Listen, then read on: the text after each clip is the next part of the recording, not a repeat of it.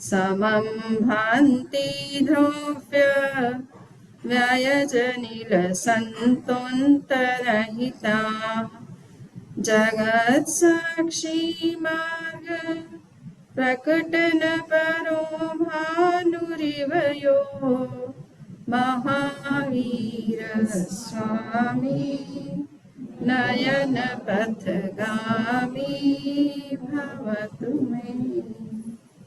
परम पूज्य गुरुदेव के चरणों में सभक्ति नमन। उपस्थित भाइयों बहनों,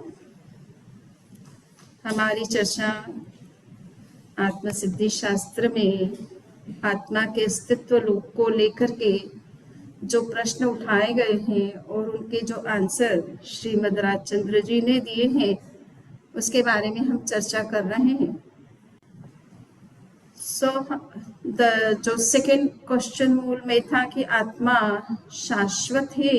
भगवान महावीर ने आत्मा को शाश्वत कहा है, यद्यपि उन्होंने अशाश्वत भी कहा है, क्योंकि पर्याय परिवर्तन हर द्रव्य का होता रहता है, तो जीव द्रव्य में भी पर्याय परिवर्तन होता है। किसी का प्रश्न भी था ये कि सिद्ध होने के बाद तो कोई पर्याय परिवर्तन होता ही नहीं होगा।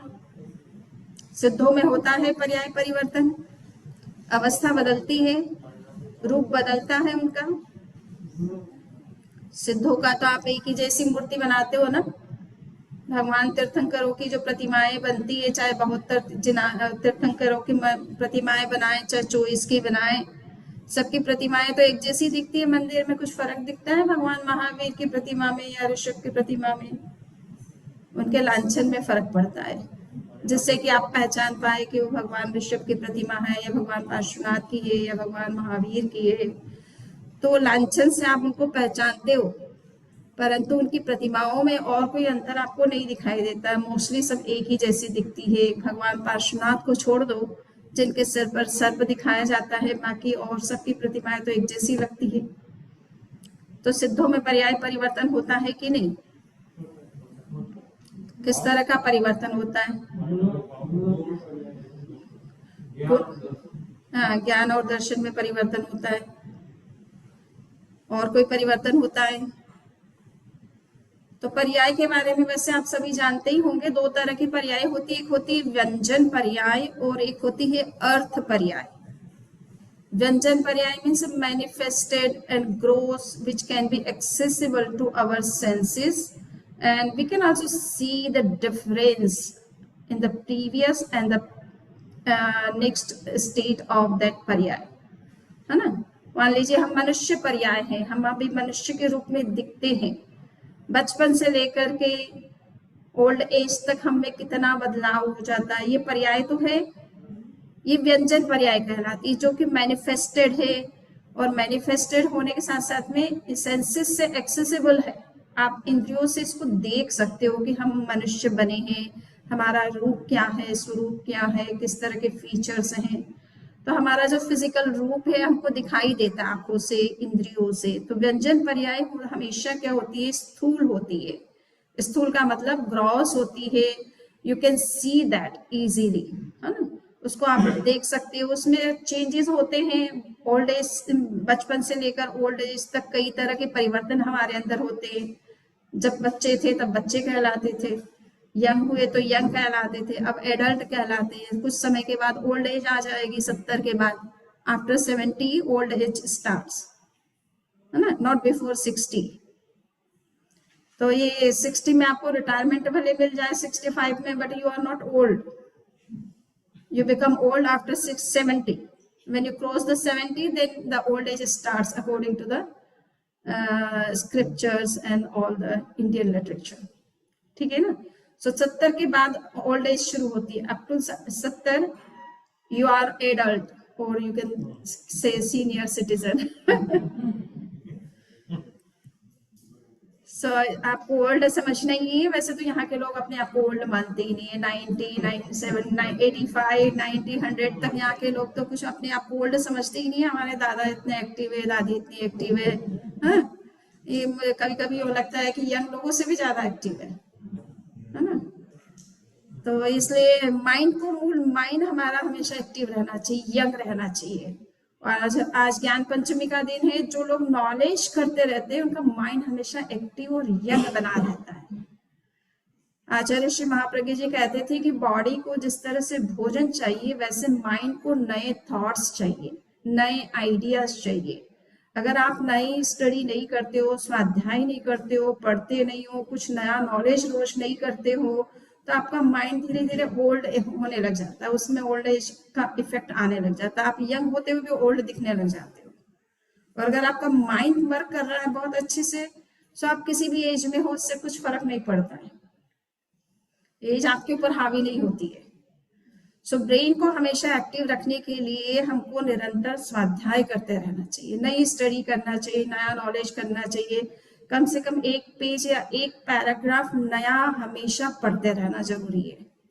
इतनी सारी बुक्स है, अभी यही पढ़ी है, कुछ समय के बाद ही बिल्कुल फट जाएगी, पुरानी हो जाएगी, क्योंकि आप जब इसके पन्ने ही नहीं पलटोगे तो इसको हवा नहीं लगेगी, तो इसके पन्ने खराब हो जाएंगे। समझ में आ रहा ना बुक्स कैसे खराब होती है। हमारा 70 और 80% नॉलेज लॉस्ट है। जिनके पास जितना नॉलेज था वर्तमान में जो आपके पास में है, ये दिख रहा है, वो भी आप पढ़ नहीं रहे हो, जो कि हार्डली 10 to 20% है। 80% आप लॉस्ट कर चुके हो, क्योंकि आपने प्रिजर्व नहीं किया अपना लिटरेचर। वो लिटरेचर लॉस्ट हो गया टाइम के साथ में। तो इनको स्वाध्याय करते रहने से हमारा दिमाग यंग रहता है, नई सोच आती है, नया विजन आता है, नए कुछ आइडियाज आते हैं, जीवन में कुछ नया करने का मन में कुछ आता है कि हम कुछ करें, है ना।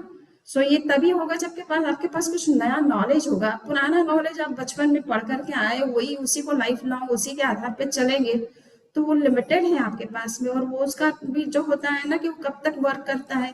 अब ओल्ड एज में या यंग एज में या कॉलेज के टाइम में आपने जो कुछ पढ़ा उसी के आधार पर अगर आप चलेंगे तो समय तो बदलता चला जा रहा है ना। और समय बदलने के साथ नई सोच का होना भी जरूरी है, नए तरीके से नए चिंतन को लाना भी जरूरी होता है, नया नॉलेज क्रिएट करना भी जरूरी होता है, और नए ढंग की जो है वो प्लानिंग करनी होती है। अब एआई का जमाना आ गया है, एजीआई का जमाना आ गया है, बच्चे भी अब तो एआई से होने लग गए हैं। हाँ, सो अब क्या करेंगे आप फ्यूचर में? अभी से आपकी सोच अगर नहीं बनेगी तो फ्यूचर बड़ा कठिन हो जाएगा। बट वो लोगों के पास में दिमाग है, नए समय के साथ नई समाधान खोजते रहते हैं। सो जस्ट मेरा कहना था कि पर्याय परिवर्तन कैसे होता है। तो पर्याय सिद्धों में भी बदलता है और हम लोगों में भी बदलता है। हर पदार्थ के अंदर कुछ ना कुछ परिवर्तन चलता रहता है, ठीक है। साइंस भी इस बात को एक्सेप्ट करती है और फिलॉसफी तो शुरू से इस बात को कहती है कि change is the part of reality, ठीक है। चेंज हमेशा होता है और हर मोमेंट के साथ परिवर्तन हो रहा है, हर पदार्थ के अंदर हो रहा है। तो चाहे वो सिद्ध हो चाहे संसारी हो, सभी उस परिवर्तन के जो है विषय बनते रहते हैं, उनमें चेंजेस होते रहते हैं, वो बदलते रहते हैं, परंतु फिर भी अपने अस्तित्व को कभी नहीं खोते हैं। इसीलिए उमा स्वाति ने एक छोटा सा सूत्र तत्वार्थ सूत्र में बनाया, उत्पाद व्यय द्रव्य युक्तम सत। सत का मतलब रियलिटी, वो हमेशा उत्पन्न होती रहती है, नष्ट भी होती रहती है और अपने अस्तित्व को कायम भी रखती है। हम जन्म लेते रहते हैं, मृत्यु को प्राप्त करते रहते हैं, फिर भी अपने अस्तित्व को बनाए रखते हैं और नया जन्म फिर लेते रहते हैं। आया समझ में? So we are taking rebirth, birth and rebirth, okay? We are not losing our existence after death. इसी तरह से कोई भी संसार का पदार्थ ऐसा नहीं है जो कि अपना अस्तित्व कभी खोता है। एक भी एटम इस संसार में ऐसा नहीं है जिसका अस्तित्व समाप्त हो गया हो और कोई नया परमाणु या नया एटम अस्तित्व में आ गया हो। सो विज्ञान भी इस बात को एक्सेप्ट करने लगी। विज्ञान के दो बड़े प्रिंसिपल्स हैं, conservation principle of conservation of mass and principle of conservation of energy. E is equal to mc square. ये जो फॉर्मूला इक्वेशन आइंस्टीन ने दिया इस बात को शो करने के लिए कि मास और एनर्जी जो है एक दूसरे में कन्वर्ट हो सकते हैं किंतु डिस्ट्रॉय कभी नहीं होते। मास कभी एनर्जी में कन्वर्ट हो जाता है, एनर्जी कभी मास में कन्वर्ट हो जाती है। सो एक कन्वर्जन चलता रहता है, रिफॉर्मेशन चलता रहता है, हर चीज रिसाइकल होती रहती है, रीन्यू होती रहती है और हम जीवों के संदर्भ में उसको रीबर्थ कहा जाता है। वी आर रिसाइकलिंग एक्चुअली, है ना। ओल्ड चीज को आप डालते हो और उसको रिसाइकल कर देते हो। डेथ आपको क्या करती है? रिसाइकल कर देती है ना। Death is the process to recycle the living beings, है ना। उसको नया फॉर्म दे देती है, पुराना फॉर्म उसका डस्टबिन में चला जाता है। सो रीबर्थ हम उसे भले कहें, पर वो एक तरह से रिसाइकलिंग और रिफॉर्मेशन की प्रोसेस है। विज्ञान की एक थियरी है, बिग बैंग थियरी, नाम सुना होगा आपने। उसके द्वारा ये बताया जाता है कि हमारे यूनिवर्स की बिगनिंग कब हुई थी, ओरिजिनेट कब हुआ था, यूनिवर्स शुरू कब हुआ था। और वो कई अरब वर्ष पुराना बताते हैं कि इस समय जो है ये बिग बैंग के हिसाब से यूनिवर्स अस्तित्व में आया। जैन के अनुसार ऐसा होता नहीं है, क्योंकि यूनिवर्स इतना बड़ा कहाँ से अचानक अस्तित्व में आ जाएगा, जैसे वैक्यूम में, है ना। ऐसे वैक्यूम में तो ये तो जादूगर बता सकता है इस तरह की चीजें, तो जो कि मायावी होती है, रियल नहीं होती है। रियल चीज इस तरह से वैक्यूम में प्रकट नहीं होती है, वो तो पहले से एग्जिस्ट करती है। ठीक है। सो ये यूनिवर्स पहले से एग्जिस्ट कर रहा है, आपको उसका नॉलेज नहीं है कि इसकी बिगिनिंग कब है, तो आप चाहे जो थियरी बना करके उसकी बिगिनिंग खोजने की कोशिश करते हैं और जहां तक पहुंच पाते वहीं से शुरुआत मान लेते हो। बट ये चीजें जो रियल होती है वो कभी एक्सटिंक्ट नहीं होती है, उसका अस्तित्व हमेशा बना रहता है, रिफॉर्मेशन चलता रहता है, चेंजेस होते रहते हैं। माइक्रो लेवल पर चेंजेस होते हैं, मैक्रो लेवल पर चेंजेस होते हैं। ठीक है। तो ये दो तरह के मेन चेंजेस है, जिसको हम कहते हैं अर्थ पर्याय और व्यंजन पर्याय। अर्थ का मतलब होता है कि the things are changing at every moment and that is a kind of micro change, है ना। माइक्रोस्कोपिक चेंज है, इसको माइक्रोस्कोप से भी नहीं जान सकते हो आप। ये इस तरह का चेंज पदार्थ के अंदर होता है जिसको आप माइक्रोस्कोप से भी नहीं जान सकते हो। सुबह आपने चेहरा देखा, शाम को वापस आप चेहरा देखोगे तो आपको चेहरा एक जैसा नजर आ रहा है, किंतु आप में चेंजेस तो बहुत कुछ हो चुका है। कितने मूवमेंट्स निकल गए हैं, कितना चेंज आपके अंदर हो चुका है। और वो चेंज एक सर्टेन एज के बाद आपको पता चलता है कि यस आई हैव चेंज्ड, है ना। ओल्ड एज आएगी तब पता चलेगा, हाँ now I have got some stick in my hands, so now I have got old, है ना। तो वो अपने को तब पता चलता है, क्योंकि हम बहुत लंबे समय के बाद उस चेंज को आइडेंटिफाई कर पाते हैं। बट वो चेंज तो हर मूवमेंट में हो रहा है, हर मूवमेंट में हो रहा है। ऑल ऑफ सडन कोई चेंजेस नहीं होते। इसलिए कहा जाता है कि साइंस की भाषा में और फिलोसफी की भाषा में कि चमत्कार जैसी चीज दुनिया में कुछ होती नहीं है। सब चीजें नियम के तहत होती है। There are certain laws which are working. आप उसे कभी अचानक में देखते हो तो आपको तो और चमत्कार हो गया, है ना। भगवान अजितनाथ के समय में अग्नि प्रकट हुई सबसे पहले संभवतः, तो उससे पहले अग्नि प्रकट नहीं हुई, तो उन्होंने अचानक अग्नि प्रकट हुई। या भगवान महावीर से पहले जब अग्नि प्रकट हुई तभी बताया गया उनसे कि अभी ये समय आ गया है कि इस समय ट्रांजिशनल पीरियड चल रहा है और अब नेचर के लॉस बदल रहे हैं। पहले अग्नि नहीं थी, अब अग्नि प्रकट हो गई है, तो आप इसका यूज कर सकते हो। तो ऐसा हर चीजें जो है एक अस्तित्व में आती है, किंतु उसका एक टाइम होता है और उसके लिए एक पर्टिकुलर एनवायरनमेंट चाहिए, कंड्यूसिव एनवायरनमेंट चाहिए किसी भी चीज को अस्तित्व में आने के लिए। सो जैन के हिसाब से ये है कि यूनिवर्स शाश्वत है, न केवल जीव का अस्तित्व शाश्वत है, अजीव का अस्तित्व शाश्वत है, बट ये यूनिवर्स जो आप देख रहे हो ये भी शाश्वत है। ये टाइम साइकिल के साथ चल रहा है, इसमें कुछ चेंजेस जरूर होते हैं। आपके समय में कुछ इस तरह के चेंजेस हो गए जो पहले नहीं थे, है ना। इतने नेचुरल कैलेमिटीज जो बढ़ रही है डे बाय डे, और सब जगह कहीं फ्लड हो रहा है, कहीं आगजनी हो रही है, कहीं युद्ध हो रहे हैं, कहीं कुछ हो रहा है, कहीं कुछ हो रहा है। ये समय अभी आपका 5वां आरा चल रहा है, इसलिए ये सब नेचुरल कैलेमिटीज जो है वो बढ़ती रहेंगी टाइम के साथ में, तभी मानव जाति का विनाश होगा और ये वर्तमान की जो संस्कृति है वो नष्ट होगी और नई संस्कृति अस्तित्व में आएगी। तो ऐसा समय के साथ होता रहता है, तो परिवर्तन होता रहता है। तो सिद्धों में मैं जो कह रही थी कि सिद्धों में परिवर्तन होता है, किंतु उसे कहते हैं वो अर्थ पर्याय होती है। सदृश पर्याय, दो तरह की चेंजेस होते हैं, एक तो सिमिलर और एक डिसिमिलर। अब डिसिमिलर जो चेंजेस होते हैं वे सदृश परिणामन जिसको कहा जाता है शास्त्र की भाषा में, उसमें तो आपको पता चलता है कि मैं बचपन में कैसा दिखता था और यंग एज में कैसा दिखता था, अब एडल्ट बन गया तो कैसा दिख रहा हूँ। तो आप ये परिवर्तन को देख पाते हो, समझ पाते हो, उसके डिफरेंस को जान पाते हो।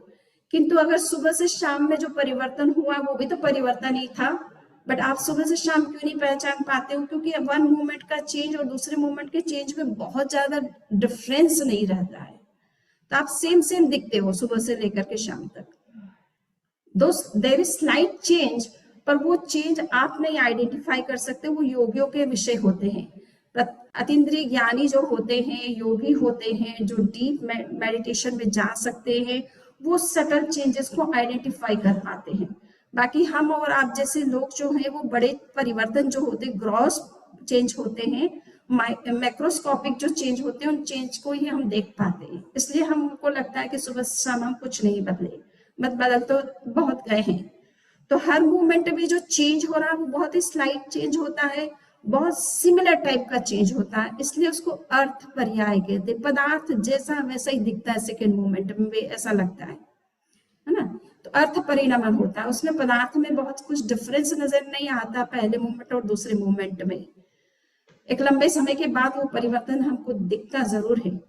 तो इस तरह के अर्थ परिणामन यानी प्रतिक्षण जो परिवर्तन होता है उसका नाम है अर्थ पर्याय, सटल चेंज, माइक्रोस्कोपिक चेंज बोला जाता है।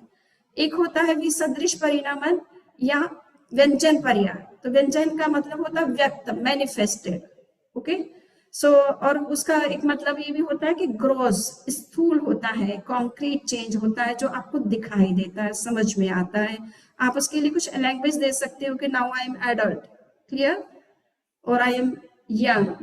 तो इस तरह की जो लैंग्वेज देना पॉसिबल है वो ग्रोथ चेंज को ही दे सकते हो आप, सटल चेंज को आप बता ही नहीं सकते हो। आप सुबह से शाम आप अपने आप को क्या कहोगे, यंग कहोगे कि एडल्ट कहोगे कि ओल्ड कहोगे? नहीं, you can not give the language to such kind of subtle changes. तो वो अर्थ पर्याय कहलाती है, सूक्ष्म पर्याय कहलाती है। सिद्धों में अर्थ पर्याय होती है और वो सदृश परिणामन, अर्थ पर्याय हमारे अंदर भी हो रहा है, but we are getting some dissimilar changes with time, okay. तो हमारे अंदर भी हर मोमेंट में हो रहा है, किंतु वो मोमेंट जब बहुत टाइम ले लेता है, तो वो चेंज जब लंबा टाइम लेता है तो वो एक डिफरेंट चेंज के रूप में हमें दिखाई देता है। बट सिद्धों में चेंज हर मोमेंट में हो रहा है, किंतु वो सिमिलर चेंज चलता है। अनंत काल तक सिद्ध वैसे ही दिखते हैं जैसे वो थे फर्स्ट मोमेंट में, ठीक है। थोड़ा बहुत इतना है कि कभी ज्ञान कभी दर्शन उनके अंदर, उनके अंदर ज्ञान भी होता है, दर्शन भी, हम सबके अंदर ज्ञान भी है, दर्शन भी है, देखने की शक्ति भी है, जानने की शक्ति भी है हम सबके अंदर। जीव मात्र में ये दो शक्तियां होती है और जीव का मूल स्वरूप यही है कि वो देखता और जानता है। इसी का नाम है ज्ञाता दृष्टा भाव, ठीक है ना।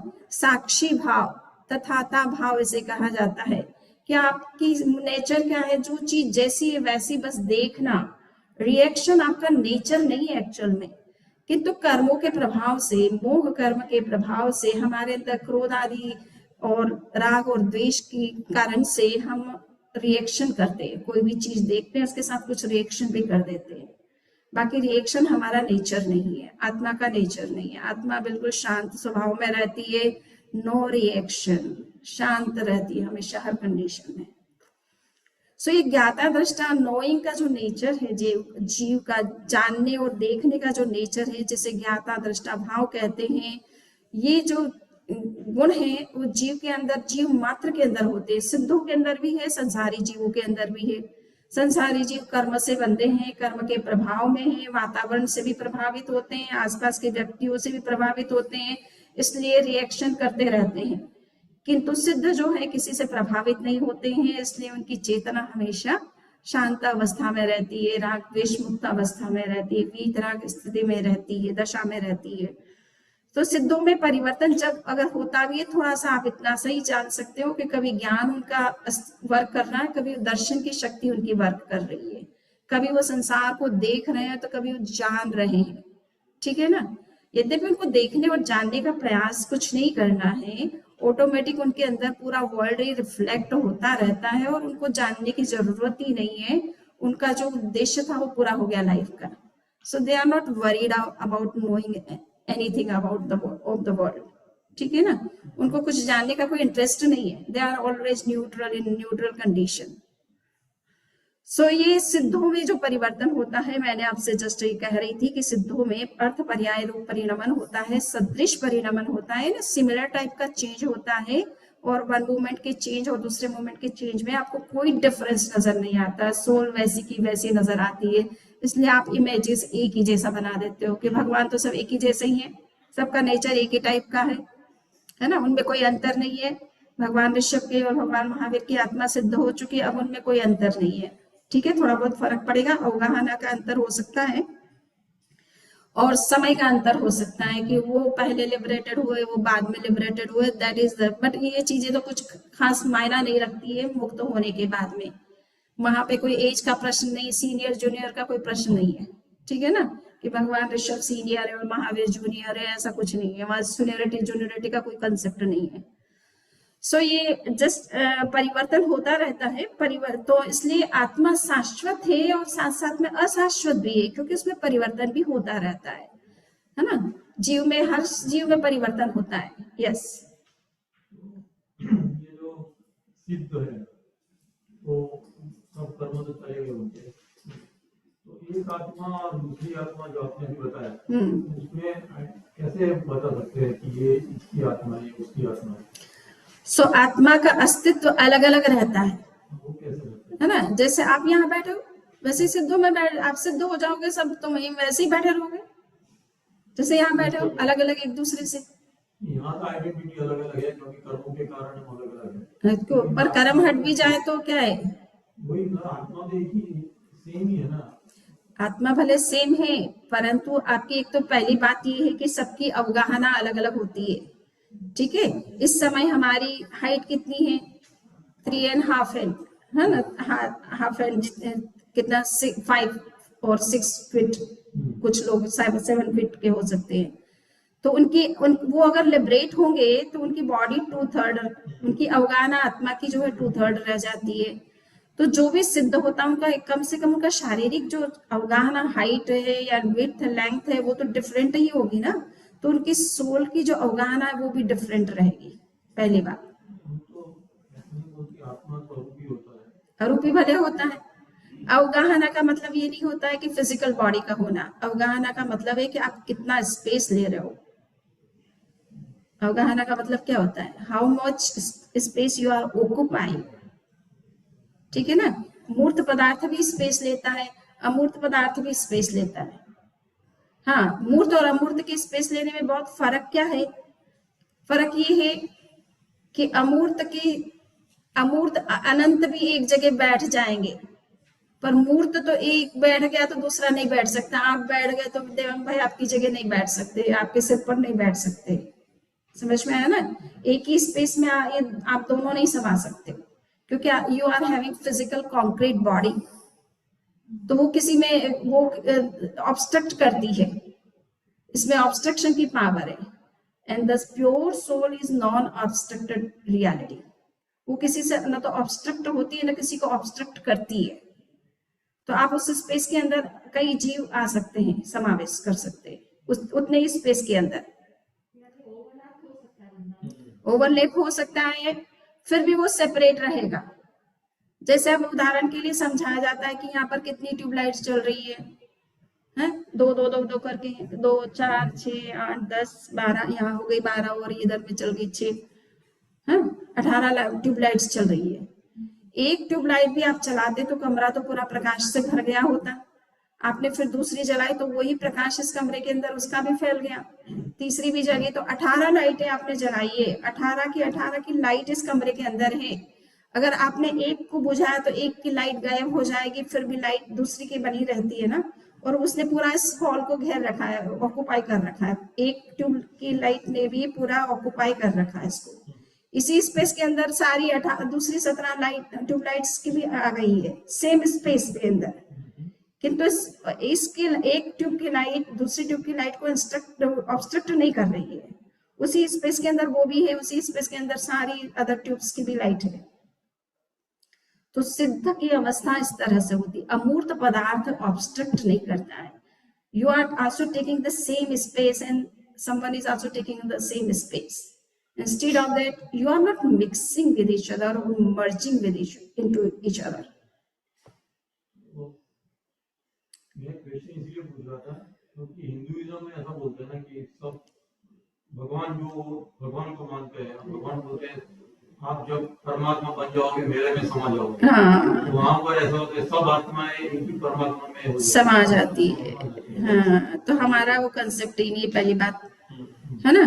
क्योंकि कोई किसी के अंदर समा नहीं सकता है। पहली बात, आत्मा ऐसी चीज नहीं है कि कोई एक कंटेनर है जिसके अंदर सब अंदर में चले जाए। नो, या मर्ज हो जाए या एक में हो जाए। नो, आपका अस्तित्व जब संसार में अलग है तो मोक्ष में जाकर के कैसे मर्ज हो गया? वो कब लिबरेट हुए परमात्मा? आज 24 तीर्थंकर आप क्यों मान रहे हो? फिर आप एक ही मानो, सब उसी में मर्ज हो गए। आप तो अनंत मानते हो, एक भी नहीं, अनंत 24 ही मानते हो। अनंत तो मुक्त हो ही चुके हैं। सबका अस्तित्व वहां अलग अलग है। जब यहाँ आपका अस्तित्व अलग है तो वहां जाने पर मर्ज कैसे हो सकता है? और ये ऐसा कोई नेचर नहीं है। मैंने कहा ना, कोई भी चीज अपना अस्तित्व कभी लूज नहीं करती है, अपनी आइडेंटिटी को कभी लूज नहीं करती है, उसकी अस्तित्व हमेशा बना रहता है। क्लियर? तो ये जैसे आप आज रियल में आप एक दूसरे से सेपरेट हो कि नहीं, तो ये आपकी रियलिटी है। ओके, और मोक्ष में जाने पर भी ये रियलिटी एज इट इज बनी रहती है। मैंने पिछली बार बताया था कि आत्मा में एक गुण होता है, उसका नाम है अगुरु लघु गुण, है ना। ये आपके स्वरूप को कहीं भी डिस्टोर्ट नहीं होने देता है, आपकी आइडेंटिटी को डिस्टोर्ट नहीं होने देता है, जैसी है वैसी रखता है। प्रिजर्वेटिव पावर है आपकी, प्रिजर्वेशन पावर। जैसे आप प्रिजर्वेटिव्स डालते हो खाने पीने की चीजों में, जिससे कि वो चीज एज इट इज दिखती है या लगती है, टेस्ट में कुछ परिवर्तन नहीं होता है, ऐसी अगुरु लघु गुण शक्ति के कारण जीव जो है एज इट इज बना रहता है, उसमें कोई कमी बेसी नहीं होती है, वो कभी कम या बेस अधिक नहीं होता है, उसमें कोई तरह का चेंजेस नहीं होता। उसका जो नेचुरल, उसकी एसेंशियल जो क्वालिटी है वो एज इट इज बनी रहती है। इसीलिए हम अनंत 24 ही मानते हैं। ठीक है, अनंत जीवों का अस्तित्व मानते हैं, कोई किसी में मर्ज हो ही नहीं सकता। होता क्या है, अब वो क्या कि लोग आम पब्लिक को समझाने के लिए कुछ कभी कभी कुछ महापुरुष इस भाषा में बोल देते हैं और वो उसकी ट्रेडिशन बन जाती है, वो कल्चर बन जाए का पार्ट बन जाता है, क्योंकि आम व्यक्ति को ये बात समझ में नहीं आती। परमात्मा में हम लीन हो जाएंगे, परमात्मा में हम समा जाएंगे, तो एक उसके मन में वो रहता है चलो हम परमात्मा के अंदर समा जाएंगे, तो भाव उसके अंदर श्रद्धा ज्यादा बढ़ जाती है, भगवान के अंदर हमारा स्थान बनेगा। तो कुछ महत्व बढ़ाने के लिए इस तरह की भाषाएं बोल दी जाती है। इसको शास्त्र की भाषा में बोला जाता है, इसको बोला जाता है, चलिए उस कहने का मतलब है कि अतिरिक्त कुछ बातें कह दी जाती है which are not essentially true. ठीक है, वो एक प्रेस के रूप में कही जाती है, महिमा को बढ़ाने के लिए कही जाती है। ठीक है, बट उसका मतलब रियलिटी से कुछ नहीं होता है। समझाना ये वो चाहते हैं वो लोग कि आप जब मुक्त हो जाते तो आप स्वयं ब्रह्म रूप हो जाते हो, ब्रह्म में लीन नहीं, आप स्वयं ब्रह्म रूप हो जाते हो, यानी आपका और उनका स्वरूप में कोई अंतर नहीं रहता है। बात ये कहना चाहिए था उनको, बट कहते में ऐसा कहा जाता है कि आप ब्रह्म में लीन हो जाते हो, परमात्मा में लीन हो जाते हो, तुम्हारी वो अवस्था है परमात्मा अवस्था, आप उसी को अचीव करते हो। फिर भगवान महावीर और ऋषभ की आत्मा में कोई अंतर नहीं रह गया ना।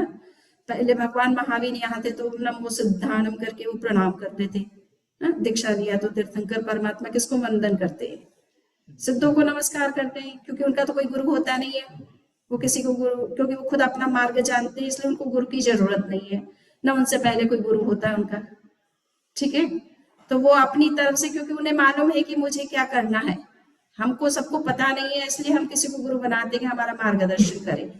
पर तीर्थंकर परमात्मा को तो पता है कि मुझे क्या करना है, मुझे किस तरह से अपने कर्मों को नष्ट करना है, मेरे कितने कर्म हैं, उनको नष्ट करने की साधना, कि मुझे किस रूप में क्या करना, उनको पता है उनका मार्ग, ठीक है। सो उनको गुरु की आवश्यकता नहीं होती, वो खुद स्वयं अपने गुरु होते हैं मूल में। परंतु फिर भी वो जब साधु बनते हैं, दीक्षा लेते हैं, अभिनिष्क्रमण करते हैं, गृह त्याग करते हैं, तो वो सिद्धों को नमस्कार करते हैं, नमो सिद्धानम ऐसा करके वो बोलते हैं, और मैं जीवन भर के लिए सावध्य योग का त्याग कर रहा हूँ, है ना, 3 कर्म 3 योग से। तो ऐसा वो करके दीक्षा स्वीकार करते हैं, तो सिद्धों को नमस्कार करते हैं। अब वो परमात्मा स्वयं बन गए, ठीक है, वो खुद ही सिद्ध बन गए। अब दुनिया भरे उन्हें नमस्कार करे, वो तो वहां जाकर के सिद्धों को नमस्कार नहीं कर रहे, क्योंकि वो स्वयं ब्रह्म रूप हो गए, वो स्वयं तद्रूप हो गए, वैसे ही बन गए जैसे परमात्मा है, ठीक है। तो मूल में आम व्यक्ति को समझाना चाहिए था कि आप स्वयं ब्रह्म रूप बन जाते हो, आप सम ब्रह्ममय बन जाते हो। तो भाषा का अपना तरीका होता है बताने का, और पब्लिक को देखना पड़ता है। इंडियन पब्लिक वैसे, मतलब कहना का मतलब आम जनता जो है, गाँव की जनता होती है, खास पढ़ती नहीं लिखती नहीं, फिलोसफी की लैंग्वेज को समझना उनके लिए कठिन हो जाता है। तो इस वजह से क्या है कि जो सरल भाषा, जिससे उनके अंदर श्रद्धा पैदा हो भगवान के प्रति, है ना, धर्म के प्रति आस्था हो, उसका अनुसरण करें, तो उस लैंग्वेज में थोड़ा अर्थवाद जिसे बोलते हैं, अर्थवाद, है ना, प्रशंसा में कुछ बातें कह दी जाती है। सो ये वैसी बात है। तो परमात्मा हम कहीं मर्ज नहीं होते, मर्ज होने की कोई संभावना भी नहीं है, पहली बात, ठीक है। रियलिटी ये है कि आप जिस तरह से अभी यहाँ हैं, वैसे ही सिद्ध होने के बाद भी आपका अस्तित्व स्वतंत्र रहता है, कोई किसी में मर्ज हो भी नहीं सकता है, ठीक है। तो ये कहने के लिए, समझाने के लिए है कुछ बातें, बट रियलिटी में उसका कोई मतलब नहीं है ज्यादा। सो हम बात कर रहे थे कि परिवर्तन होता रहता है, सिद्धों में भी होता है, जीव मात्र में भी होता है, और इसलिए आत्मा को शाश्वत कहा गया है, ठीक है। परंतु अशाश्वत भी है और शाश्वत भी है। अशाश्वत यूं है कि पर्याय परिवर्तन होता रहता है, इससे जीव के स्वरूप में कोई प्रभाव नहीं पड़ता ज्यादा, इससे अपने मूल जो एसेंशियल जो हमारा नेचर है उसमें कोई प्रभाव नहीं पड़ता है। आप अभी वर्तमान में मनुष्य है, पिछले जन्म में क्या थे बता सकते हो, है ना, अब नहीं मालूम है, हो सकता है कोई प्लांट लाइफ में हो, कोई पृथ्वी काय से आया हो, कोई एनिमल के फॉर्म में हो, कोई अदर माइक्रोब्स के फॉर्म में हो। उस समय आपके अंदर इस तरह का ज्ञान था क्या? आपको ऐसा बोध था कि आप आत्मा है, जीव है, कुछ है, क्या है, आपकी क्वालिटीज आपको पता था? नहीं था। किंतु आज आप मनुष्य बन गए तो आप में वो सब चीज की समझ है ना ऑलरेडी, तो आप वही तो जीव है, उसके अंदर ज्ञान था, किंतु वो फिजिकल कंडीशन इतनी ज्यादा डेवलप्ड नहीं थी कि वो उस तरह से एनालिसिस कर सके, अपने बारे में कुछ सोच सके, अपने बारे में कुछ जान सके। आज आपको ह्यूमन माइंड मिल गया, आपके पास रीजनिंग है, आप अपने आप का एनालिसिस कर सकते हो, अपने बारे में कुछ जान सकते हो, तर्क कर सकते हो, वितर्क कर सकते हो, ठीक है ना। तो आपके ऊपर चेतना वही है, आत्मा वही है जो पृथ्वी गाय से आई है और अब मनुष्य बन गई, सपोज प्लांट से आई और मनुष्य बन गई है, चेतना तो वही है ना। आत्मा का एसेंशियल नेचर तो कहीं बदला नहीं ना। प्लांट लाइफ में जाने के बाद आप एज ए ह्यूमन बीइंग, आप you are having the same consciousness ना, बट वो फिजिकल कंडीशन डिफरेंट होने से आप उस स्टेट में रहते हुए अपने आप को नहीं जान पाए। आज आपकी वो कंडीशन नहीं है, आप एक ह्यूमन डेवलप माइंड आपके पास में है, रीजनिंग माइंड है, so you can see about you, you can know about you, clear.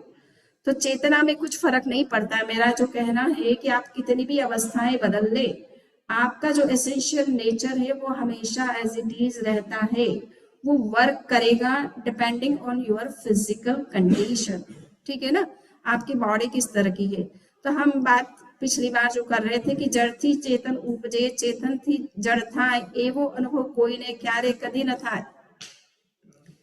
10 तरह के पारिणामिक भाव माने गए। पारिणामिक भाव जानते हैं? पारिणामिक का मतलब होता है नेचुरल, ठीक है। जीव के अंदर कुछ अवस्थाएं बनती है कर्मों के कारण से, कुछ बनती है कर्मों के क्षय होने से, उपशम होने से, क्षयोपशम होने से, और कुछ जीव की ऐसी अवस्थाएं होती है जो उसकी नेचुरल है, कर्मों का उससे कोई लेना देना नहीं, ठीक है ना। Suppose you are a living entity, conscious entity, clear. अब इसका कर्म से क्या संबंध है? आप जीव है तो हैं, कर्म ने कभी आपको अजीब बनाया ही नहीं आज तक। चाहे कितने कर्म आपने बंधन किए हों, पृथ्वी, पानी, अग्नि, वायु, वनस्पति, कितनी रूपों में आपने जन्म ले लिया हो, परंतु कर्म कभी आपको अजीब नहीं बना पाए। पत्थर का बॉडी भले मिल गया, बॉडी के रूप में आप पृथ्वी काय में भले गए हो, है ना, तो फिजिकल फॉर्म आपका स्टोन के रूप में भले रहा हो, but you were always a conscious entity. कर्मों ने कभी जीव को अजीब नहीं बनाया है, उसकी ताकत ही नहीं है कि वो अजीब को जीव बना दे, जीव को अजीब बना दे। ये पारिणामिक भाव कहलाता है। ये आपकी नेचुरल इन्नेट क्वालिटी होती है, इंट्रिंसिक क्वालिटी होती है, जो आपकी अपनी इन्नेट होती है, उसको कोई डिस्ट्रॉय नहीं कर सकता है। ठीक है, तो इसलिए यहाँ पर कहा गया कि जीव को कभी जड़ से उत्पन्न मानना या जड़ से जीव को उत्पन्न मानना ये संभव ही नहीं है। जड़ में वो क्वालिटी नहीं है कि वो किसी जीव को उत्पन्न कर सके, जीव में वो क्वालिटी नहीं है कि वो किसी जड़ पदार्थ को पैदा कर सके। ठीक है, जैसे तो ये कहा जाता है कि संसार जो है ना, ये जीव मुक्त शरीर है या जीवों से युक्त शरीर का नाम ये संसार है जो आपको दिखाई देता है। जितना भी ये मटेरियल वर्ल्ड है ना, या तो ये किसी जीव की बॉडी है या किसी जीव युक्त बॉडी का नाम है। हम सब जीव, जितने भी जीव हैं वो तो शरीर से युक्त जीव हैं। और ये पत्थर जो आपने यहाँ पर लगा रखा है, इसमें भी कभी लाइफ थी पर वो खत्म हो गई है। तो ये जीवों का शरीर है जिस पर आप बैठे हो। ये पृथ्वी का एक जीवों का शरीर है। पानी पीते हो तो पानी, जल का एक जीवों का शरीर है। हाँ, भोजन करते हो तो वो वनस्पति का एक जीवों का शरीर है। वायु जो है वो वायु का एक जीवों का शरीर है। अगर वो लिविंग है तो लिविंग, नॉन लिविंग पंखे की वायु तो ये आर्टिफिशियल है, ये रियल उस तरह से नहीं है। सो कहने का इतना ही मतलब है कि संसार में जितने भी पदार्थ आपको दिख रहे हैं या तो जीव मुक्त शरीर का नाम है। जितने भी नॉन लिविंग स्टफ आप देख रहे हो, मटेरियल स्टफ जो कुछ भी देख रहे हो, ये सब लाइफ सोर्सेस से आए हैं, नेचर से आए हैं। ठीक है, सो इनमें कभी ना कभी लाइफ था, आज वो खत्म हो गया है, इसलिए वो डेड बॉडी के रूप में आप उसका यूज कर रहे हो। They are also dead bodies, okay, you are using the dead bodies, but ये नेचुरल एलिमेंट्स हैं, नेचुरल एलिमेंट्स, ओके। और अगर जीव के शरीर जो होते हैं वो हार्ड, मांस, बोन, फ्लैश, इनसे बना होता है, इसलिए हम उसको नॉन वेज की कैटेगरी में डालते हैं। 2 इंद्री से लेकर 5 इंद्री तक के जितने भी जीव होते हैं उनके शरीर ब्लड, बोन्स, फ्लैश से बने होते हैं, इसलिए वो नॉन वेज की कैटेगरी में आते हैं। पृथ्वी, पानी, अग्नि, वायु और वनस्पति का शरीर ये नेचुरल एलिमेंट से बना हुआ है, जिसको हम वाटर एलिमेंट कहे या अर्थ एलिमेंट कहे या फायर एलिमेंट कहे। तो ये एलिमेंट्स जो है नॉन वेज के अंदर नहीं आते, ये नेचुरल एलिमेंट्स में माने जाते हैं। क्लियर? सो ये स्थानांक सूत्र में ये बातें आई है। बहुत ही मुझे आश्चर्य हो रहा था जब मैं पढ़ रही थी कि 2 इंद्रिय से लेकर 5 इंद्रिय तक के जीवों के शरीर में ब्लड, बोन्स और फ्लैश वगैरह होता है, धमनियां होती, शिराएं होती, ये 5 तत्व माने जाते हैं, 5 धातुएं मानी जाती है, समझ लो, या 5 बॉडी पार्ट्स माने जाते हैं। किंतु पृथ्वी, पानी, अग्नि और वायु और वनस्पति के बारे में मेरे को प्रश्न हो रहा था कि इनका शरीर फिर हम क्या माने, क्योंकि औदारिक शरीर की जहां तक प्रश्न आता है जैन शास्त्रों में, तो पृथ्वी, पानी, अग्नि, वायु भी औदारिक शरीर है। हमारा भी 2 इंद्रिय से लेकर 5 इंद्रिय तक के जीवों का शरीर भी औदारिक शरीर ही है। फिर इस औदारिक शरीर, उस औदारिक शरीर, इसको नॉन वेज कहा जाए, उसको वेज कहा जाए, ऐसा क्यों? तो मन में बहुत क्वेश्चन था, उथल पुथल हो रहा था। फिर कुछ एक जवाब एक कहना चाहिए कि वो कहते हैं ना, अननोइंगली एक जवाब निकलता है अपने अंदर से। तो ये उत्तर था कि भी ये पृथ्वी, पानी, अग्नि, वायु, ये 5 एलिमेंट जो नेचुरल एलिमेंट माने जाते हैं, इससे इनकी बॉडी बनी हुई है। So they do not come under the non veg.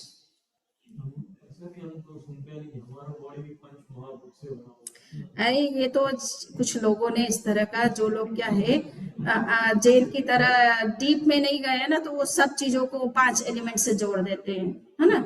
अब ब्लड कहाँ से आ गया तुम्हारा पानी एलिमेंट में? ब्लड का अलग ही नेचर है, इसको आप पानी के साथ कैसे कंपेयर कर सकते हो? ठीक है, बोन्स को कैसे आप अर्थ एलिमेंट के साथ कंपेयर कर सकते हो? वो कहते हैं कि अर्थ एलिमेंट जैसे हार्ड होता है, जो भी हार्ड पार्ट है हमारी बॉडी के अंदर वो अर्थ एलिमेंट है ना, ये नहीं है, अर्थ एलिमेंट अलग तरह का है। सो ये जैनों का नॉलेज है। भगवान महावीर ने स्थानांग सूत्र में कहा है, उन्होंने पृथ्वी पानी अग्नि वायु को वेज नॉन वेज नहीं कहा, बट 2 इंद्रिय से लेकर 5 इंद्रिय तक के जीवों के शरीर को अगर आप कोई खाता है तो वो नॉन वेज के अंतर्गत काउंट होता है। समझ में आया ना, क्योंकि वो ब्लड बोन्स और फ्लैश से बना हुआ है उनका bodies, and it is separate from 5 elements. और ये आपकी मिनिमम रिक्वायरमेंट है, you can not survive without using this 5 elements, they are not necessary. Blood bones आपके लिए कोई जरूरी नहीं है कि आप उसको अपना डाइट का हिस्सा बनाए, है ना, वो अननेचुरल है, वो आपकी बॉडी के हिसाब से भी नहीं है। पहली बात, it is not required for your body actually. परंतु हाँ, पानी 5 भूतों से ये 5 जो एलिमेंट्स हैं ये आपकी बॉडी की नीड है, so they are necessary for your survival. इसलिए जैनों ने अपनी डाइट जो है रेस्ट्रिक्ट कर रखी, which are essential for them, without which we can not survive. Clear? So ये है कि इसलिए जड़ से चेतन की उत्पत्ति नहीं हो सकती, चेतन से जड़ की उत्पत्ति नहीं हो सकती, क्योंकि जड़ में जो क्वालिटीज है वो चेतन में नहीं है, और जो चेतन में है वो जड़ में नहीं है। अभी वर्तमान में चाहे बच्चे भी पैदा होने लग गए, आगे से इमोशंस भी डाल दिए जाएंगे, but after all they are machines, they are being programmed, है ना, वो वर्क करेगी मशीन के हिसाब से ही।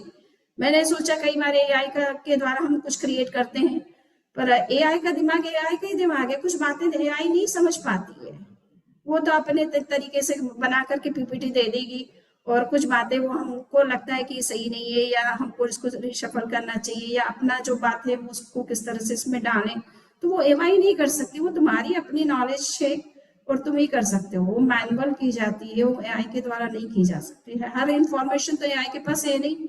आपने जैन लोगों ने स्पेशल अपनी चीजें दुनिया को बताई ही नहीं पहले तो, है ना, अपने तक ही सीमित रखी है। आपने कोई ऐसी लाइब्रेरी नहीं बनाई, इतनी कोई आप रिसर्च नहीं करते हो कि डालते रहते हो तो एआई खोज करके बताएगी कि जैन का क्या चिंतन है, अस्थानांग सूत्र में क्या कहा या सूत्र कृतांग में क्या कहा, उसको पता ही नहीं सूत्र कृतांग का। तो वो मैं कहूंगी सूत्र कृतांग का तुम जिस्ट निकाल कर दो तो कैसे निकालेगी?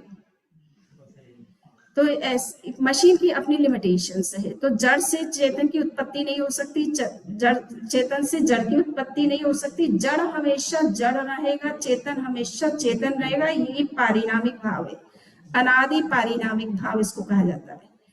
ये अनादि है, हमेशा से ऐसा ही स्वरूप जीव का रहा है, यही स्वरूप जड़ का रहा है।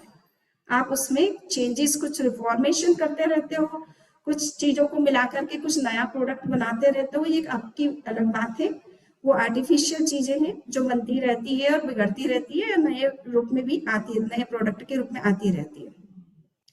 सो इसलिए एक अनुभव आज तक किसी को नहीं हुआ कि जड़ ने कभी चेतन का रूप ले लिया, कभी कुर्सी ने आकर के आपसे बातें करना शुरू कर दी, कभी टेबल आकर के आपसे बात करने लग गई, चैटिंग करने लग गई। नो, आप कितनी भी सुंदर टेबल बनाओगे, चेयर बनाओगे, उसमें जान नहीं डाल सकते हो ना, प्राण नहीं डाल सकते। वो आपको एज ए ह्यूमन बीइंग वो आपके सामने आकर के खड़ी है। हाँ, रोबोट बना लिए वो एक अलग बात है, पर रोबोट भी प्रोग्राम्ड है, वो भी एक प्रकार की मशीन है। तो उसमें जिस तरह की मशीन आप क्रिएट करते हो, मशीन उस तरह से वर्क करती है। इट डजंट मीन दैट वो कोई लिविंग एंटिटी है। क्लियर? सो ये अब कभी आज तक किसी का ऐसा अनुभव नहीं रहा है। क्रोधादि तारतम्यता, सॉरी टाइम हो गया, सर्पाधिक माए, पूर्वजन संस्कार ते जीव नित्यता त्याय। अब यहाँ पर एक नित्यता का एक आधार ये भी बता रहे हैं कि अब सब जीवों के नेचर अलग अलग क्यों है, आखिर आपका और मेरा नेचर क्यों डिफरेंट है? कहीं ना कहीं हमारे पूर्व जन्म के संस्कार काम कर रहे हैं। एक ही घर में ट्विंस पैदा होते, दोनों के नेचर डिफरेंट होते हैं। क्यों होते हैं? क्योंकि they are coming from different sources, है ना, डिफरेंट लाइफ्स। तो उस लाइफ में उनके जो एक्सपीरियंस रहे, जिस तरह का उन्होंने बिहेवियर किया, जो टेंडेंसी उनके अंदर रही है, वो आज भी उस तरह की होती है।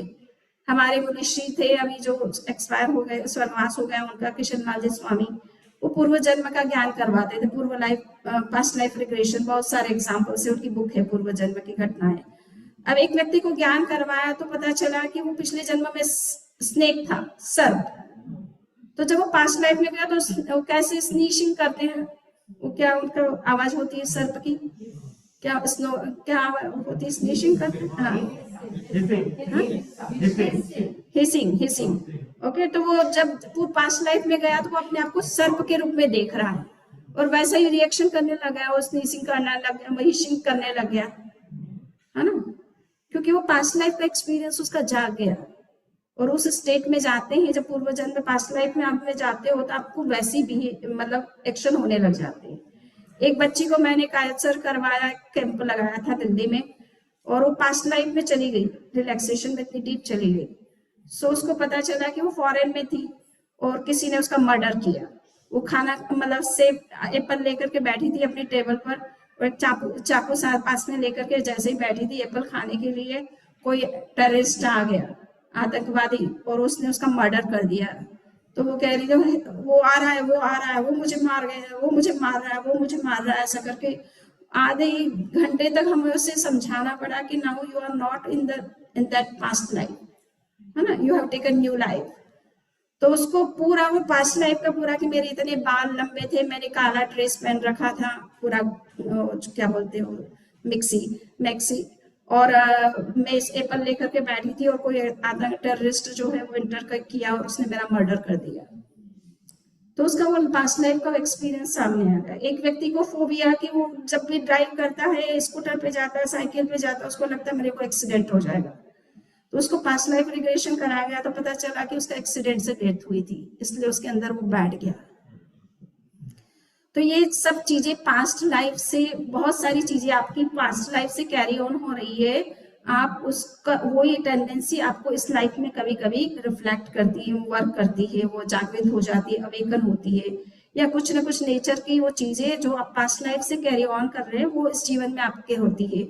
और इसलिए आपका सबका नेचर डिफरेंट डिफरेंट होता है। एक ही फैमिली के अंदर एक ट्विंस के रूप में चाहे पैदा हो, चाहे और शिवलिंग के रूप में पैदा हो, आगे पीछे हो, किंतु सबके नेचर डिफरेंट क्यों होते हैं? इसका कारण होता है कि हमारा पास्ट लाइफ के हमारे जो संस्कार है वो इस वर्तमान जीवन में काम कर रहे हैं। और ये इस बात को शो कर रहा है कि आत्मा नित्य है, पहले भी थी, अभी वर्तमान में भी है, भविष्य में भी रहने वाली है। ये शाश्वतता प्रूव होती है, इसलिए इसको कहा गया कि आत्मा शाश्वत है, नित्य है, उसका अस्तित्व हमेशा बना रहता है। इसीलिए जीवन में जागृत रहना जरूरी है। क्या करना, क्या नहीं करना, किस तरह का बिहेव करना है, किस तरह का नहीं करना, इसका विवेक हमारे अंदर बिल्कुल जागृत रहना चाहिए, क्योंकि वो हमारी नेक्स्ट लाइफ को भी प्रभावित करता है। ठीक है ना? तो इसी के साथ आज का ये कार्यक्रम प्रवचन संपन्न करते हैं। सामायिक थोड़ी 2-3 मिनट मेरे ख्याल से बाकी है। सो एनीथिंग, 2-3 मिनट के अंदर कुछ पूछना है? ये जब बच्चे छोटे होते हैं, यस, उनको पास्ट लाइफ का अनुभव होता है, एक 15 दिन वाले, एक महीने वाले। इसमें इतना ही है कि पास्ट लाइफ हर किसी को रिग्रेट नहीं हो, मतलब रिग्रेस नहीं होता है, मतलब सबका नहीं ऐसा हो सकता है। कुछ ऐसे बच्चे होते हैं जो कि मान लीजिए पास्ट लाइफ में जिनकी डेथ बड़ी पीसफुल रही हो, बहुत जागृत होकर के पीसफुल डेथ के साथ गए हो। मोस्टली क्या है, लोग या तो कोमा में चले जाते हैं, कोई एक्सीडेंट, कोई इस तरह की बीमारी हो जाती है, सदमा लग जाता कोई चीज का, तो आप इस लाइफ की मेमोरी लॉस इसी जीवन में हो जाती है आपकी, इसलिए नेक्स्ट में आपको याद नहीं आता है। तो अपना एक आचार्य हुए चिन्हभद्र गणिक क्षमाश्रमण, उन्होंने एक बहुत बड़ी कमेंट्री लिखी है आवश्यक सूत्र पर, जिसका नाम है विशेष आवश्यक भाष्य। बहुत ही फिलोसॉफिकल टेक्स्ट है और बहुत ही प्रतिष्ठित ग्रंथ है। उसमें उन्होंने एक कारण बताया कि हमारे पास्ट लाइफ की मेमोरी इसलिए नहीं होती है कि पास्ट लाइफ में जब हम डेथ की प्रोसेस से गुजरते हैं तो डेथ चाहे किसी की भी हो, किसी भी रूप में हो, बहुत ही पेनफुल प्रोसीजर होता है ये। तो उस पेनफुल प्रोसीजर से गुजरते गुजरते हम इस लाइफ की मेमोरी को हम भूल जाते हैं, इसलिए नए लाइफ में हमको याद नहीं आती है। पर अगर किसी का जीवन बहुत ही जागृत जीवन कहते हैं अपन, संधारे में गया, अनशन में गया, बहुत जागृत आत्मा के रूप में और बहुत पीसफुल माइंड एनवायरमेंट उसको बहुत ही अच्छा मिला है, तो लास्ट मोमेंट में अगर वो बिल्कुल जागृत अवस्था में गया तो उसको नेक्स्ट लाइफ में मोस्टली पास्ट लाइफ की मेमोरी हो सकती है। और कभी किसी की अचानक डेथ हो जाती है तो उसके मन में कोई पेन की से गुजरने वाली कंडीशन भी नहीं बनती, ऑल ऑफ सडन वो कॉलेप्स होता है। तो उसको भी हो सकती है। तो कई ऐसे केसेस भी आप देखोगे पैरासाइकोलॉजी के अंदर कि किसी की अचानक डेथ हुई, और वो, मैं एक गांव में गई थी, दिवेर, मेवाड़ में है, तो वहां दो ऐसे थे कि दो बच्चे वहां के वहीं पे डेथ हुई थी। एक था वो सैनिक और एक थी छोटी लड़की। वो सैनिक था और मतलब सिगरेट या बीड़ी कुछ भी पी रहा होगा, तो दीवार के पास खड़ा हुआ, वो दीवार कोई गिर गई और ऑल ऑफ सडन उसकी डेथ हो गई। तो वही वो जन्मा संभवतः किसी तेरापंथी फैमिली में, और वो डेथ तो हुई मेवाड़ में और जन्मा जा करके मद्रास में, है ना, तेरापंथी जैन फैमिली में, और वो लेडी के रूप में संभवतः जन्मा। और एक लड़की वहां की डेथ हुई, वो भी अचानक उसके आंख में कोई पेन हो गया, अचानक मान लीजिए कोलैप्स हो गई, तो उसका भी जन्म हुआ उसी गांव में, पर किसी और फैमिली के अंदर हुआ। और उन दोनों को अपना पास्ट लाइफ दिखने लगा, जैसे वो समझ में आने लगा। तो वो बोले कि हम इसी दिवेर अमुक फैमिली से थे और अमुक कारण से हमारी डेथ हुई थी, है ना। तो और जो सैनिक था वो संभवतः वो उसने लड़के के रूप में कहीं जन्म लिया, और लड़की ने या तो जो है मद्रास में जन्म लिया। सो वो अपने घर जाता है दिवेर में, दूसरे परिवार में, फैमिली से, तो उस मेन घर में जैसे उसको पास्ट लाइफ रिग्रेस होती है, तो वो जाता है कि मेरा घर तो वो है, मेरे 5 बेटे हैं। अब वो जाए तो वो तो बच्चा और वो बेटे बन गए बाप, है ना। तो अब कौन एक्सेप्ट करे इजीली। अब उसकी वाइफ से बात करना चाहते हो, वो कहते हैं अब देखो मैं एक्सेप्ट नहीं कर सकती तुम्हें, हाँ तुम अब बच्चे रह गए। पर उसने कहा देखो हम साथ में रहते थे तो किस तरह की बातें, सब कुछ तो, हाँ सब कुछ मिल तो रहा है, बट बहुत मुश्किल है। अब बच्चा बन करके बाप आए तो कैसे बेटे स्वीकार करे और पत्नी भी कैसे स्वीकार करे, प्रॉब्लम हो जाती है ना। और वो नई फैमिली कहती है भाई ये बच्चा हमारा है, हमारे घर में जन्म लिया है, तो वो भी नहीं चाहती छोड़े। सो ऐसे 2 एग्जाम्पल हमें मिलेगी सही। और उन्होंने कहा कि 9 वर्ष तक फिर वो पास्ट लाइफ की मेमोरी रहती है। फिर जैसे जैसे बच्चा आगे बढ़ने लग जाता है, पढ़ने लग जाता है, इस जीवन की जरूरतें में फंसने लग जाता है, तो वो नई फाइलें क्रिएट ऊपर होने लग जाती है, तो पुरानी जो है वो नीचे चली जाती है डार्क में, तो याद नहीं रहता है। यस, ऐसी सिचुएशन में जब मृत्यु होती है तो उसका आत्मा भटकता है, ऐसा पॉसिबल है या किसी मनुष्य के आत्मा में प्रवेश होता है?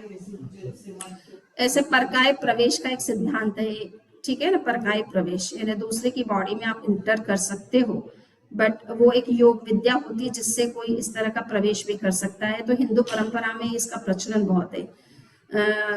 दूसरा ये है कि जो भूत प्रेत के रूप में जन्म ले लेते हैं, जिसको हम व्यंतर देव की कैटेगरी बोलते हैं, तो उनको लोग ये समझते हैं कि वो भटक रही है, उनको अभी शरीर नहीं मिला। ऐसा कभी नहीं होता है। कोई भी जीव जो है जैन के हिसाब से मृत्यु के तुरंत बाद ही कहीं ना कहीं जन्म लेता है, चाहे वो भूत प्रेतात्मा के रूप में लो, चाहे किसी भी रूप में लो, उसके पास कोई ना कोई शरीर होता ही होता है, नहीं होता ऐसी बात नहीं है, ठीक है ना। पर वो हिंदू परंपरा वाले या मेटाफिजिक्स वाले जो लोग हैं वो ऐसा समझते हैं, या आकाशीय रिकॉर्डिंग वाले भी लोग इस तरह से समझते हैं कि अमुक की आत्मा भटक रही है, कम कर रही है। ऐसा नहीं है हमारी दृष्टि में। जैन की दृष्टि ये है कि 4 समय मैक्सिमम जीव लेता है नया जन्म लेने के लिए। मैक्सिमम एक समय में ही ले सकता है जन्म, कोई 2 समय में, कोई 3 समय, 4 समय मैक्सिमम होता है, जो कि 1 सेकंड जितना भी टाइम नहीं होता, वो भी नैनो सेकंड होता है, तरह से, है ना। इतने से टाइम में वो जन्म लेता है, इसलिए भटकने वाली बात नहीं है। हाँ, भूत प्रेतात्मा बनने का मतलब ही भटकना है, तो वो हो सकता, वो किसी लैंग्वेज में बोलो उसका कोई बात नहीं है। भूत प्रेत बन जाते हैं, वो भटकते रहते हैं थोड़ा सा, क्योंकि उनके वो भी एक जन्म है, वो भी एक जन्म है। पर क्योंकि भूत प्रेत आत्माओं के लिए प्रॉपर स्थान नहीं बने हुए हैं एकदम कि उनको स्थान प्रॉपर मिले, तो वो प्राय करके या तो उनका कोई ने मर्डर किया तो उसके पीछे पड़ेंगे, उनसे दुश्मनी लेंगे, या किसी से अटैचमेंट है तो उस परिवार के पास में जा करके सोचेंगे कि वो हमारे को कोई स्थान बना दे अपने घर के अंदर, ताकि हमें कोई सुरक्षित स्थान बन जाए। नहीं तो उनका जीवन निरंतर जो है वो इधर उधर घूमने में बीतता है, बहुत मुश्किल होता है उनके लिए। यस,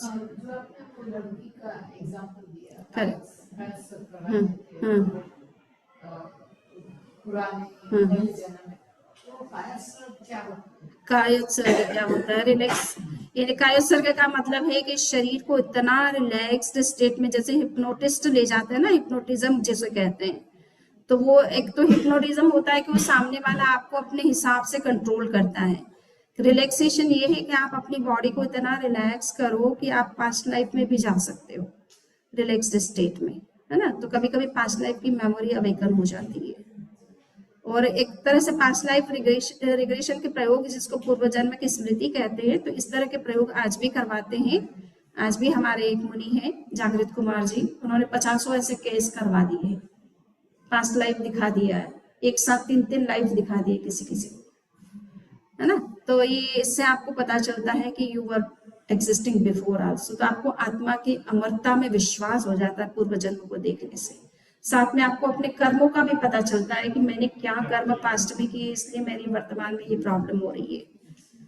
सो कर्म के प्रति जागरूकता पैदा हो जाती है। इसलिए भगवान महावीर पूर्व जन्म का ज्ञान जल्दी करवाते थे, कभी कभी रास्ते पर लाने के लिए व्यक्ति को। पास्ट लाइफ पूरे दिखाते हैं।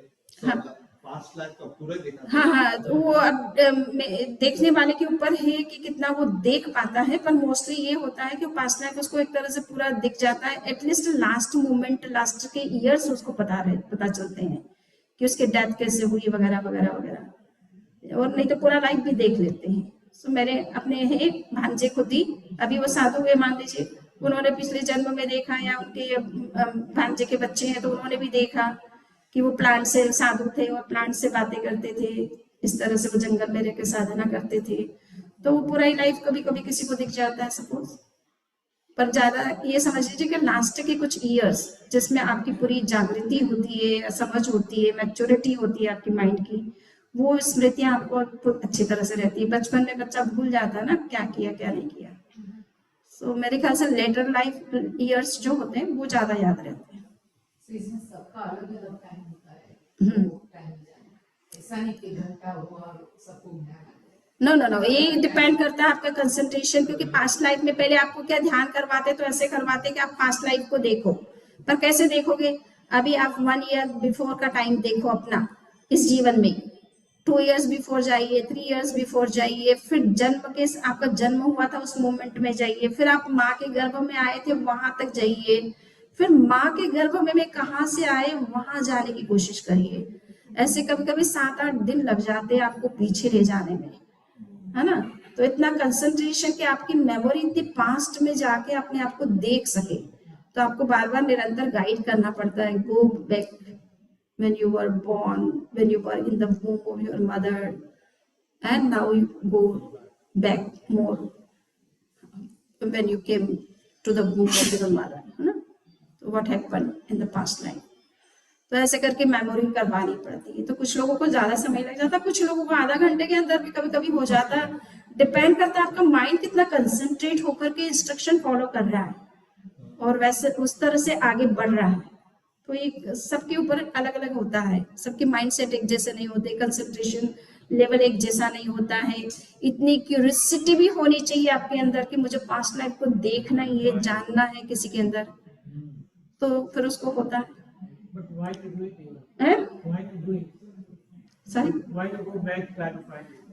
मैंने बताया ना, आत्मा की अमरता को समझना है, कर्मों के फलों को समझना है, आपको विश्वास हो जाएगा कर्म सिद्धांत पर, आत्मा के ऊपर, तो आप जल्दी से मिस्टेक इस लाइफ में नहीं करोगे और जीवन के उद्देश्य को सही ढंग से समझोगे। नहीं तो आप और चीजों में पड़े रहेंगे कि ये आलतू फालतू के काम, है ना, दुनिया भर के प्रपंच जिसकी कोई आपको जरूरत नहीं है, परंतु आप फालतू में अपना टाइम, क्योंकि आपके पास टाइम होते हैं एंगेज करने के लिए, अपने आप को टाइम है ना, तो आप ये चीजों को इम्पोर्टेंस दोगे और इसको नहीं दोगे जो जरूरी है आपके लिए।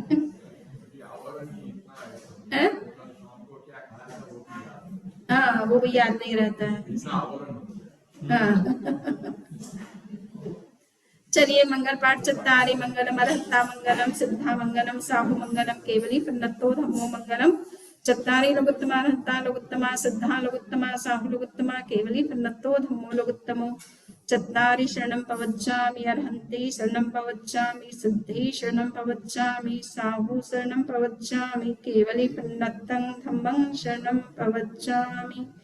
धम्मो मंगलमुक्तिष्ठम् अहिंसा संयमो तवो देवावितं नमन्सन्ति जस्य धम्मे सयामणो चैत्ताहारहं वासं चक्रवर्ती महेभ्यो सन्ति सन्ति करे लोये पत्तो वै